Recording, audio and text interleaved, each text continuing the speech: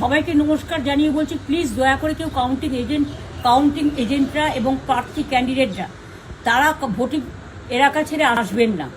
Strong রুমে যেখানে counting হচ্ছে মানে সেন্টারে, সেখান ছেড়ে কেউ আসবেন না। এটা বিজেপির প্ল্যান।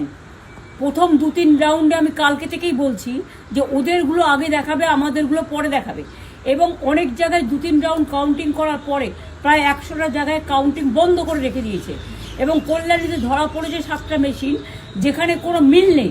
এটা টোটাল ফোর্সফুলি সেন্ট্রাল ফোর্সকে দিয়ে চারিদিকে তৃণমূল কংগ্রেসের উপর অত্যাচার করছে, অফিস ভাঙছে, জোর করে দখল করছে। এসআইআর নামে আপনারা দেখেছেন ভোট লুট করেছে যাতে যে সিটগুলো জিততে পারে। কিন্তু এখনও এমন 70টা সিট আছে, 100টা সিট আছে যেগুলো আমরা এগিয়ে আছি, সেগুলো বলছে না। টোটালটাই মিথ্যে নিউজ খাওয়াচ্ছে। আগে ডিআইসিও এই খবরগুলো দিত, কিন্তু তাকে কালকে চেঞ্জ করে দেওয়া হয়েছে।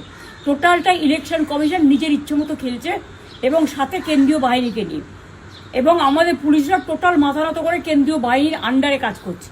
সুতরাং আমি আমাদের কাউন্টিং এজেন্টদের, আমাদের সমস্ত পার্টির কর্মীদের বলবো, অত মন খারাপ করার কারণ নেই। আমি বলেছিলাম সূর্যাস্তের পরে আপনারা জিতবেন। 3 রাউন্ড 4 রাউন্ড কাউন্ট হলেও এটা 14 রাউন্ড থেকে 18 রাউন্ড কাউন্ট হয়, তখন আপনারা জিতবেন। Wait and see, watch.